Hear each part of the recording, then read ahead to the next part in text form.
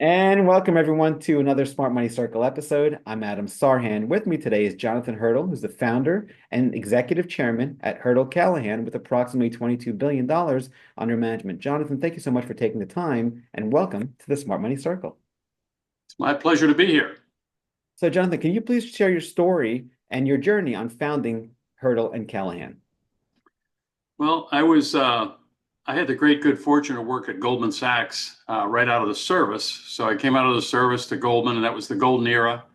At Goldman, there were about 2,000 people then there, and there were over 46,000 today. It was still a general partnership, very flat structure, real meritocracy. We worked with all the most senior professionals in the firm from day one. So it was an amazing place to learn your craft. First day I was there, I asked my mentor, who was a fellow veteran, I said, what's the noble cause? And being a fellow veteran, he knew I wasn't kidding. And without hesitating, he said, the client is the noble cause. That was really a pivotal moment for me because it articulated and underscored what I had felt instinctively. And that was that this career was going to be built on client centricity. And so off we went, working hard, trying to keep clients happy and provide what they needed. And, buying stocks, buying bonds, option strategies, private market transactions, and generally disappointing clients. And in spite of how hard we were working. And I also had a good fortune that I was able to cover a fellow named Arthur Miltenberger. And Arthur was the chief investment officer at the R.K. Mellon Family and Foundation in Ligonier, Pennsylvania. So he's the first real chief investment officer I ever knew, and he was a great one. And he's still a great friend. But they had about $3.5 billion in those days, which was, 40 years ago. It's a long time ago. It's still a lot of money, but it was even more then. And they were consistently outperforming Goldman Sachs, which drove me crazy because we were working hard, and I couldn't figure out how a guy in leafy Ligonier, Pennsylvania could outperform Goldman Sachs. Turns out he had a better structure. The structure was so powerful that it overwhelmed this differential in resources that he had versus Goldman. And that structure was an independent investment office. So he had this $3.5 billion, and he was not beholden to any firm, and he could cherry pick the market for best-in-class specialists on everything he needed to do and negotiate a wholesale rate. And so he had a fundamentally better approach. Where I was trying to be a decathlete, and everybody at the firm was, he had the equivalent of 10 specialist athletes. He also had a disciplined process for dynamic allocation among these asset classes, these return sources. So it's asset classes and subclasses. And I took that back to Goldman and said, this is the best way to run serious money. And they sort of said, well, you're not wrong, but we can't do it. And I had a terrific experience at Goldman. It really was amazing for me. It's where I learned my craft and have such great friends over the years. But at that moment, and it was a good answer, they couldn't do it because they were an investment bank. They had products, they had relationships with some of the money managers that we were going to evaluate and perhaps fire. So they really logically said, we can't do it. So philosophical corner, clients, the noble cause. I found a better way to serve them. Can't do it at Goldman. So got to start your own firm. I love it. What a great story. Thank you for your service, number one. I love the noble cause part of investing in your career and everything you do. So thank you for that. So let's talk about your approach for investing for families, institutions, and what principles guide your strategy. Well, the fundamentals are the same, whether it's institutions or families. And one of the fundamentals is you got to focus on net returns. You can only eat net. You can't eat gross. And so you got to be careful about fees and other costs. And of course, in families, one of those costs is taxes. So, but the fundamental notion is the same. And what you want to do is you basically want high returns. So stock market-like returns with bond market volatility. That's sort of the holy grail. Why? Because stock markets have too much volatility. We're saying this, this is being recorded right at the beginning of April here, and we've had 3 days of horrific downside volatility. Well, this happens from time to time in the stock market. And so pure stock portfolio is too volatile. It doesn't compound effectively. And most importantly, it scares people at the bottom. So when you have a program and you lose 20%, a lot of people lose confidence and get out of the program, and they never return to the slope that they're trying to achieve. So if they need a compound return of, say, 10% to achieve their mission, then they can't do that in bonds. And they can do it in stocks, but it's accompanied by a lot of volatility. So the key in the way you build a multi-asset program is to try to find a series of compelling, distinct assets that complement each other. And you put them together and you try to approach this notion of stock market returns with bond market kind of volatility. So to do that, for example, you need plenty of purchasing power. You need to be able to access assets all across the world, because one of the law of active management is success equals skill times the breadth of your opportunity set. Very simple idea. Success equals skill times the breadth of your opportunity set, meaning that if you and I have the same skill in basketball and you get twice as many shots as I do, you're going to win. So you have more breadth of opportunity. So we never want to constrain the breadth of our opportunity set. That's one of the key notions. So we want to look at all asset classes all across the world. And to do that, you've got to have a lot of money to amortize, to pay for the research, to analyze all that stuff. So you need to have purchasing power. So that was one of the, one of our key approaches. So when I left Goldman, the idea was to replicate Arthur Miltenberger's office at R.K. Mellon, or later on David Swenson's office at Yale, and have an independent office, unconstrained by capability because we have enough purchasing power, no conflicts of interest, working for each client, custom results. So that same approach applies to both families and institutions. It's like an engineering challenge. You're building a bridge to the future. In one case, you've got a stress called taxes. In another case, you don't. But there are other stresses involved with institutions. It works. I would say one more thing is when I said before we were disappointing clients, there's two parts to that. One is overpromising, and the second is underdelivering. So people who really don't know what they're doing or aren't experienced enough to understand the limitations of the market often will overpromise, and that's the kiss of death. So you don't want to use underpromising or overpromising as an excuse, but you've got to understand what the markets will do and what they won't do. And so to do that, you have to define success for each client and then achieve it with the highest possible degree of certainty. That's different than linking together just great quarterly returns. That's nice, but it's not the only thing. You really want to achieve success with certainty, whether it's an institution or a family. And to do that, you have to have planning and understanding and timing and listening and pushing back and leading with courage and all the kind of things that great counselors do. So fundamental principles apply to each situation differently. People say to me, do you do institutions, do you families? I say, do both. It's like, I'm a carpenter. I know how to make wood. I know tables, windows, houses. I can do it all because I'm a carpenter. So we do both. I love it. What a great way of explaining what you do. And thank you for that. So how do you think about risk management, and what common mistakes do you see investors make with respect to risk management? One of the things we like to say here is that you should never use the word risk without a qualifier. So what risk? Volatility risk, career risk. There are lots of different risks. Reputational risk, or the one that most clients really should care about most, which is mission failure. So we think about all of those risks. We think a lot of people don't understand, for example, fee discipline. And when we look at portfolios that we take over from other institutions, we often find wasted fees. So people are paying for an active manager that isn't really an active manager. It's really a closet index of some sort. So that's wasted fee. We also see redundancies. So redundancies lead to wasted fees. The thing about fees, you don't want to be penny wise and pound foolish. If you can find a great manager who's adding great alpha, you want to pay him. What you don't want to do is waste money.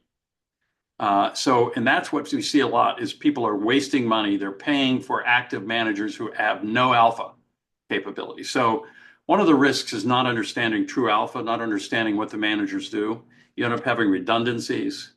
Another one is that the only way to really protect against a crisis is to have cash or bonds in the portfolio. So the idea that we're going to have complementary stocks is good when markets are behaving. But when they fall, all covariances, all stocks are sold together. So one of the big reasons is that a lot of people are index investors today. So if they're selling the S&P, they're selling everything. So I don't care what your stock is, how strong it is, what the earnings are, it's going to go down in a crisis.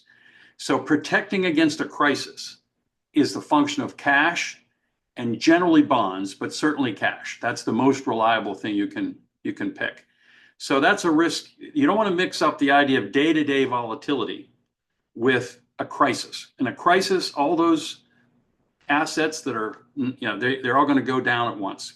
Right. They're So out the those are window. some of the things we think about. Not understanding how to assemble a multi-asset class program.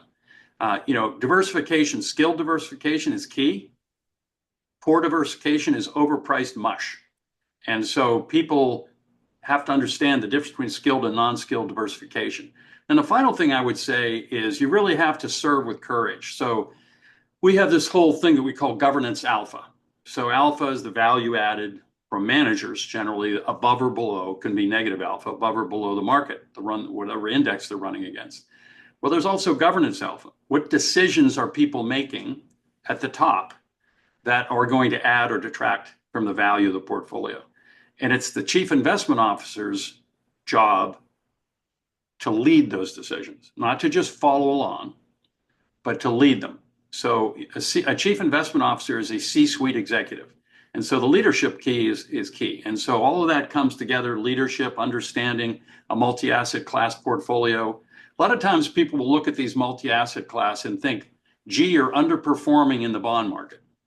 You may have made conscious decisions to take risk in the stock market and therefore under-risk the bond market. But people don't look at it that way because they grew up in a product environment and they think each product is supposed to stand alone. That's not true in a multi-asset class portfolio. All the risks and returns are coordinated. And that's something that very few people understand. Yeah, that's really powerful. So you're talking about risk, just to recap it for the audience, there's different types of risk. Understand what type of risk you're talking about and then measure it. How do you measure it? How do you plan for it? So on and so forth. So you think about if you ask clients, if you give them, we do these survey monkey things with our investment committees and our family groups, almost always they will come up with mission failure as their number one risk that if they really think it through, which is not at all what the popular press talks about. And so what does that mean? It tells you to do what Warren Buffett says, to be greedy when other people are fearful, and to be fearful when other people are greedy, to be prudent, to be understanding, to be risk-taking when it's time to take good risk. What does good risk look like? So you can't make returns without risk. So what risks are you going to take?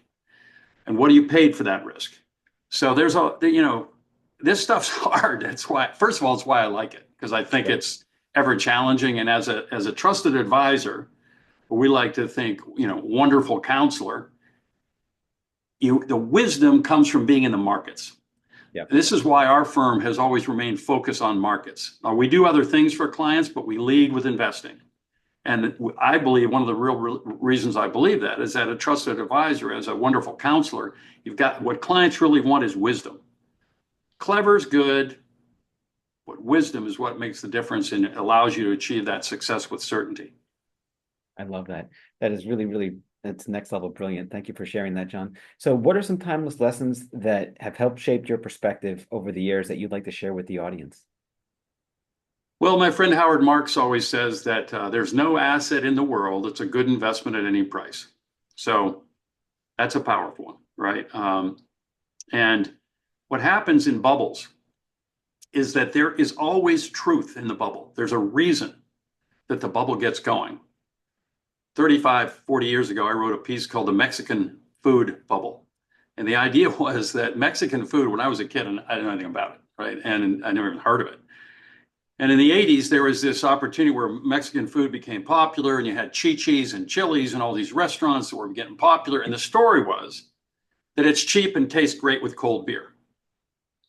Guess what? That's true, right? So that's the kernel of truth. So you go from zero Mexican food, intake in the Northeast, and it starts climbing. And then by the time it reached its bubble, and every strip center in America had to have a Chi-Chi's or a Chili's in it, and to make the numbers work, you and I would have had to have Mexican food twice a day. it cracks, right? Now, when you're done with that, after you start here, it goes up, it drops.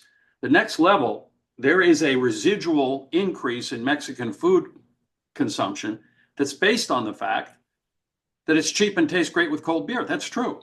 But all the way up, when you're talking about that bubble, every time you'd say, this is getting expensive, people say, yeah, but it's cheap and tastes great with cold beer. Okay, but when is that too expensive? Right. Same thing with .com, right? .com. Everybody's going to have a cell phone. The internet's going to change the world. True. But how much are we going to pay for this? I mean, at some point, that great idea is no longer a great investment.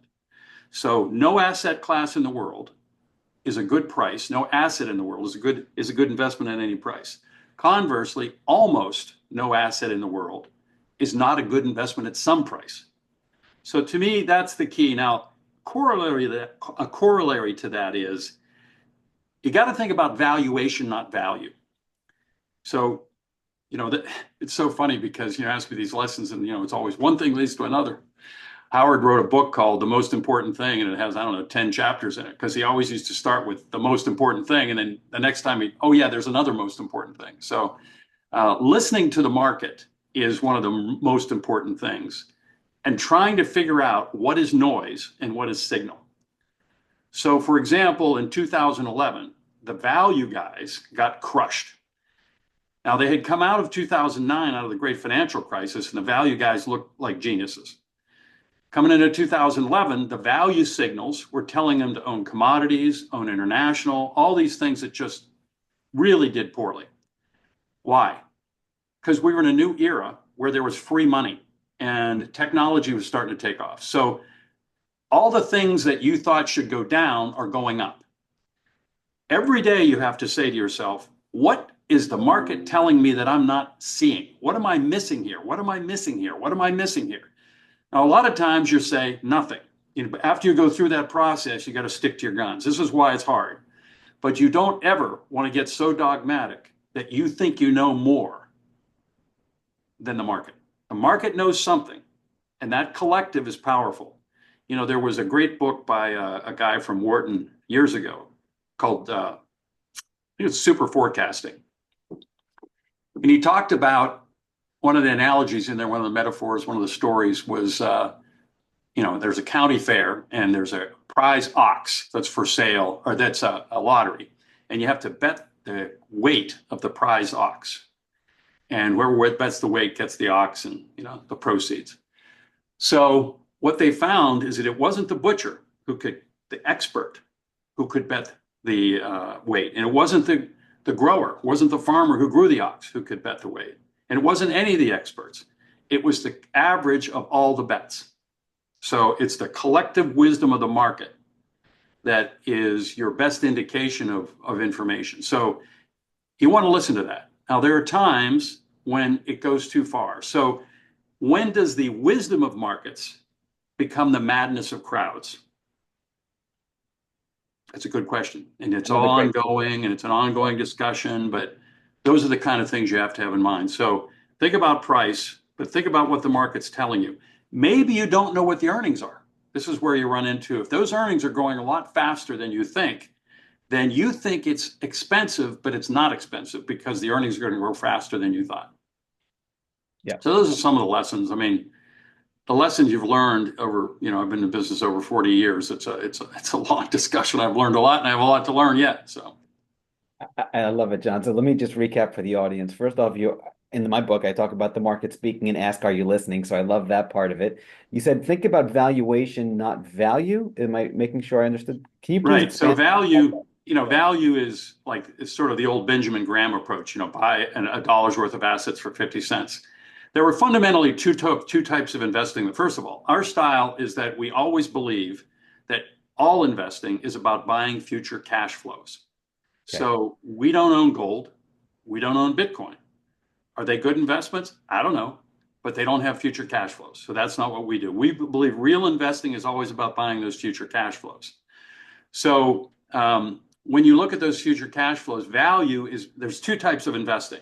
There's the old kind of traditional value, Graham and Dodd value, buy a dollar's worth of assets for 50 cents. Harder and harder to do. Then there's the approach that was really made popular by T. Rowe Price, the man, not the company, who said, yeah, but what if the earnings are growing fast? So growth, so it's growth and value. Um, in the 50s, stocks always yielded more than bonds because people thought the only return was in the yield, and stocks were riskier than bonds, so they should have a higher yield. So it was Mr. Price who really started to think about this notion of growth. And those are the two approaches. So if your valuation, if I can buy that future cash flow at a reasonable rate, so it's sort of growth at a reasonable price. You've heard that GARP. Yeah. Um, so that's why it's not value, it's valuation. Understood. So that's a really good point. Thank you. And then the next point that I want to ask you to elaborate on a little bit would be what am I missing part, which I think is absolutely brilliant. So how do you go about finding out what it is that you're missing? Are there questions you have, like a checklist, like a pilot has a checklist, or speak about that, please? Yeah. Well, first of all, I say, what am I missing?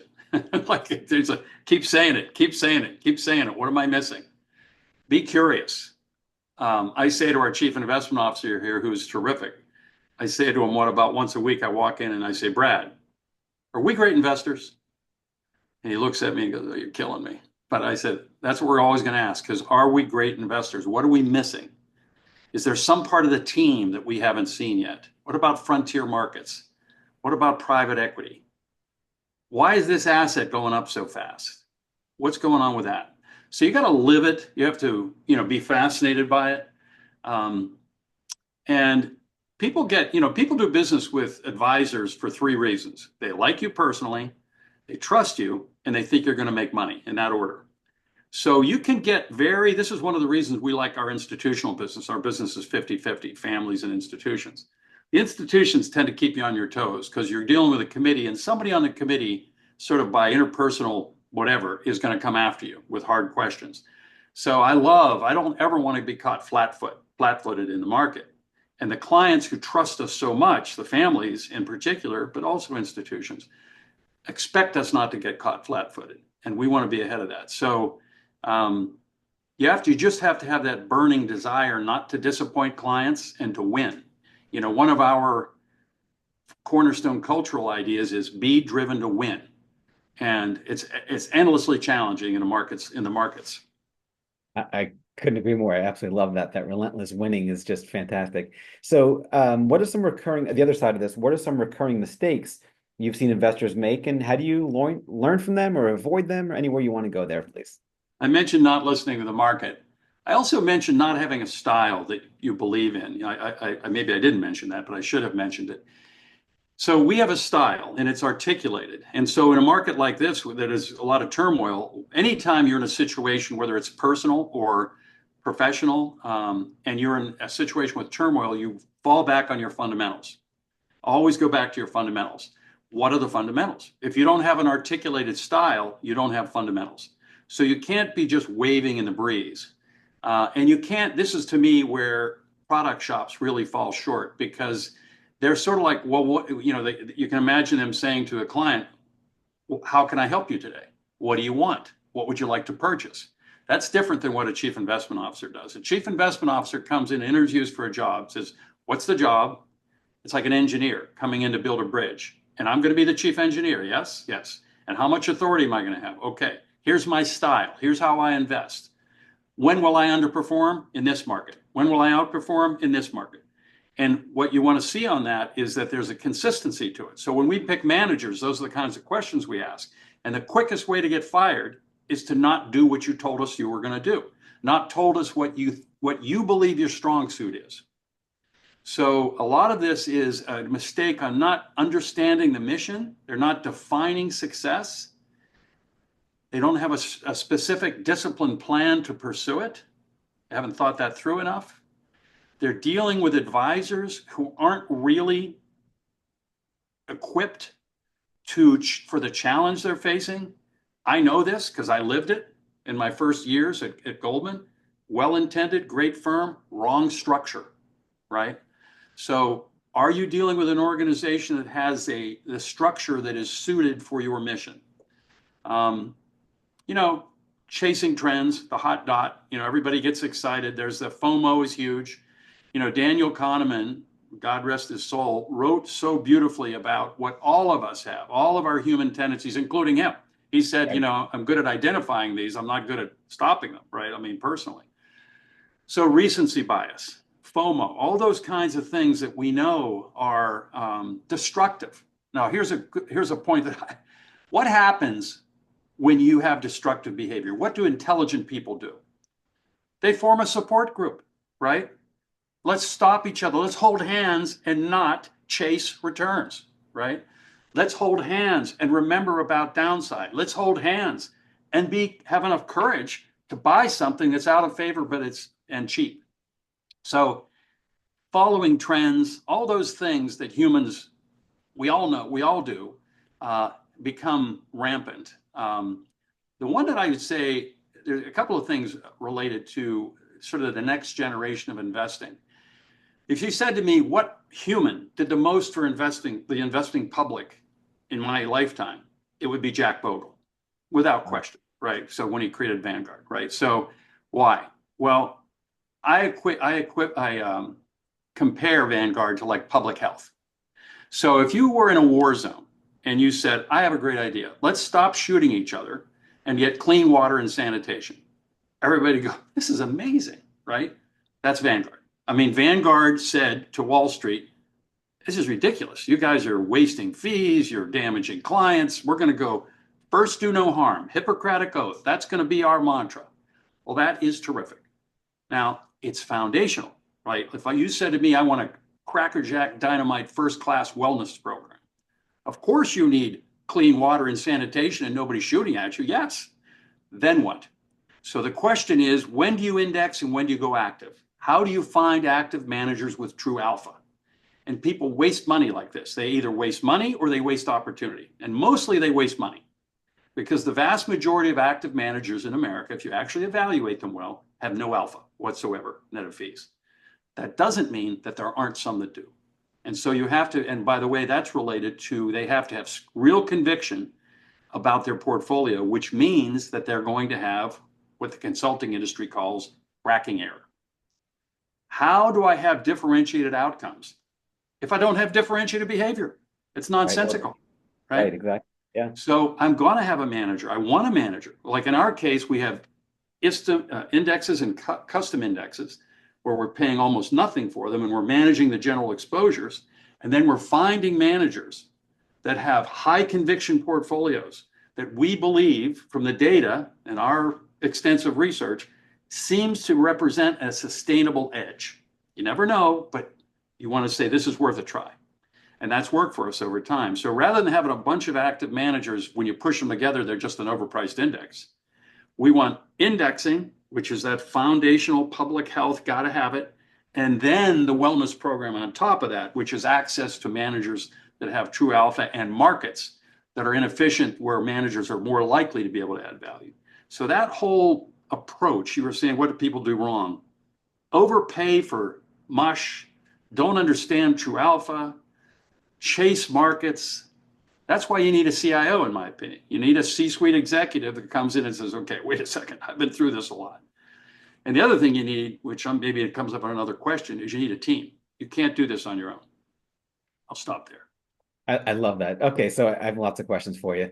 Normally, I don't go this deep. I'm going to ask you to go there because you brought up some really, really great points. All right, so first question, let's talk about how do you find that great manager that can produce alpha?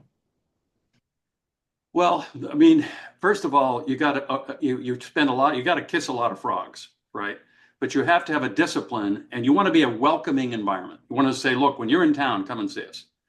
Why? Well, then people come to see you. I mean, they're not afraid to come see you because they get treated like a jerk, right? So, these people are talent. It's sort of like the CIO is the writer director of the play. The institution or the family is the money behind the play. The money managers are the actors in the play. So if I'm a writer director, don't I want to find the next Robert De Niro? I mean, I think I do, right? I mean, that would make my show even better. Now, having said that, a great story with a great director can be a success with an ensemble cast. Yep. But I'd rather have the great actors in there, right? So the managers are the actors. They're the role players. and you want to know them all. You want to have a welcome environment. You want to talk to managers that you respect about who they respect. So Hmm. this is a lot of face time, a lot of road time. You know, we have 100 people here, people on the road all the time talking to managers. And then you have to have a rigorous process for, you know, we have a series of analyses that we call the alpha shredder. You know, that you got to put it through all this kind of analysis. And then there is a part of their return that we would call, in technical terms, residual risk or unexplained return. We can't figure out where that comes from. And if there's enough of that over time, that's art, right? That is something, there's a knack there that we can't figure out how to replicate with a custom index. There's logic to it too. What is the manager doing? Why should they have this? What is it that they're doing? Oh yeah, that's something that the market doesn't like. There's built-in inefficiencies to it. So it's hard work. And you always, one of the keys you said, you know, lessons, always skeptical, never cynical. Okay, because if you're cynical, you're going to miss things. And it's easy to be cynical. You've got to be optimistic and listening and curious, but skeptical. I love that. That's actually one of the common themes when I interview folks is that they look at the bright side, the optimism, they're optimistic, but they have that underlying sense of, hey, listen, I'm not going to be stupid either. You know, pardon my French there. You got to be smart and Yeah, if have you're that. going I to be like an that. investor, you got to be an optimist. I mean, Yeah. you know, now we have lots of reasons to be optimistic in spite of the market these days. Stock market has a positive slope, you know, so on That's average over time, pessimists lose. Yeah, for sure. Okay. Follow-up question to that. Another point you brought up. You said to find a good manager or a great manager, you want to find someone who has strong conviction in their portfolio. Earlier, you mentioned that you want to be able to listen to the market. So how do you, you know, riddle me that Batman type of a question? How do you solve for X in that situation where I have strong conviction, market's going down? What do we do? Right. Well, the market's going down is the market's going to go up and down. And a Right. lot of that has to do with traders. And so you want to draw a bright line between trading, gambling, speculating, and investing. Speculating is okay, in my view, because that means you're speculating on the earnings. That's a speculative investing. The earnings become speculative, but you think you have some line on those earnings, so it's more speculative. Really, and so anyway, I would just say that gambling and trading are two different things. They're more rampant than they've ever been. A lot of times you see in the popular press, there will be a trading move. Like when you think about what's going on right now, there is a reason for the traders to get to sell because they don't want to be long in a portfolio in a market that's crashing. But what happens is it becomes a snowball, right? So the traders sell and then the next trader sells and then you get it out of the market and then the market panics. So, and right now there are fundamental reasons to be worried, but a lot of times the fundamentals aren't really there. And so you'll find a trading move and the market goes up or down. And then the popular press wants to assign a fundamental reason to it. Yeah, and there is no fundamental reason. It's the traders just got long or got short and it started to snowball, and that's the way it is. So that's what I would say is real investors are different. They have a fundamental notion of what they're buying and why they have a line on cash flow. Sometimes it works in the short term time. Sometimes it doesn't work in the short term. That's not the point. The point is, are the cash flows coming through?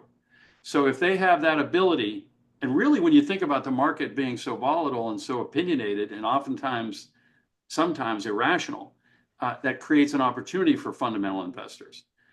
So you don't want to think that the market knows everything. Let me go back to this question. When does the wisdom of crowds become the madness of crowds? So, you know, you listen to it and then I don't think so. And related to that is you don't use history to predict the future. You use it to confirm common sense judgments. So several years ago, we had a negative yield curve. And some people are going, this is a sign of a recession, has to be. And we were saying, I don't think so. I mean, we have this, we may be, but we're not sure. And a lot of people said, this is absolutely true. There's going to be a recession. This signal has never failed. I'm like, we've got a contrived bond market right now. I mean, the bond market is very weird. I mean, I don't know if that signal should be relied on. So we don't use history to predict the future. We use common sense judgments. So it goes back into this, when is the wisdom of crowds the madness of crowds? It takes judgment and experience and team members around you to help you come to a good conclusion. Got it. No, that makes perfect sense. So what you're saying here is that when the market's right, you listen to the market for sure. But the difference, if I hear you right, is that you're looking for investing, not trading or speculating or gambling, short-term speculating. You want something where you're buying future cash flow. So if Right. the price is disconnected to future cash flow, that's okay within reason, of course, because you bought it early and you have growth there and all that fun stuff. So again, And it's you might putting be the wrong on the cash flows. You say, okay, right. what were they seeing something I don't know? And then at some point you start to say, I don't think so. I think this is getting ahead of itself. So it's judgment. It's also how you size your bets. Right. Jack Meyer, who was the famous, successful CIO at Harvard, said famously that the best money managers in the world are right 54% of the time. Now, that's an interesting pregnant comment because that means they're wrong, almost as much. And it comes into how you place your bets, how you size your bets, how you work into a position, how you get out of a position. So knowing you're going to be wrong is key. A lot of clients don't get that. So say you're right 53% of the time. Other than baseball, batting, how can you be wrong 47% of the time and be in the Hall of Fame, right? And that's real investing. So, I mean, it's real portfolio management from a CIO level. So you have to understand that as well. Yeah, that is really important. They say the size will kill you if you're way too big. I interviewed a guy from Long-Term Capital Management, one of the founders, and he had a great line. He goes, "If you go back 100 years, the stock market, for the sake of this illustration, is going to go from, I don't know, let's say 10 to 1,000. You put all your money in it, no problem. Okay, great. But if you leverage it up, that's what killed long-term capital management, right? Was leverage. If you 5x it, 1987, when you fell 20% in a day, you're wiped out. You would have been wiped out 5 times or 10 times or whatever. Even though it went from 10 to 1,000, if it's too big, the leverage is too much, you're It's toast. path dependent. And Yeah, 87 is a great example also where you can have something that makes sense. But if everybody tries to do it at the same time, it doesn't work. yeah. So that's, portfolio insurance, which was an 87 thing. I get interviewed for that because I'm one of the few people still working who was, doing it during 87. And, portfolio insurance is a logical thing, but you can't do it if too many people are trying to do it at once. And that's what happened. And we didn't have the circuit breakers and, so Yeah, makes sense. that was another Okay, one of those days was rather painful. for sure. Down 22% in one day. So. It's crazy. All right, next thing for you. What is the best piece of advice you'd like to give your 30-year-old self or share with the audience? Yeah, I mean, so this moves my 30-year-old self. I don't know what I would tell differently because I was still at Goldman. I was still learning. I was just brand new out of the Marine Corps. So I don't have much I was just do exactly what you were doing. My 40-year-old self, so that was 5 years after I'd started my firm, I would just say when you're building an institution, and it goes back to having a team, you can't do what I'm asking you to do by yourself, and you can't do it in the wrong structure.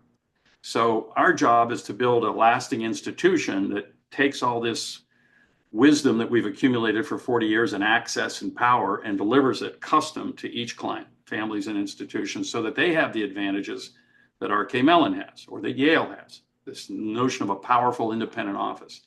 So some of my best advice has to do with building a firm, not necessarily investing. And the Yeah. building a firm, the main thing I would say is be more candid with your talent. Like be more upfront, not be wishful thinking, not hoping they can do the job. So talent, managing talent. People say, "What are your toughest decisions?" It's hiring people, getting the right people and evaluating them. Today we have a whole talent team that does that, and I got to tell you, they're a lot better than it was when it was 5 of us. So I would say it's that. It's how do you build an institution? Be careful what culture you create. This is a big deal. I remember when we started the firm in '88.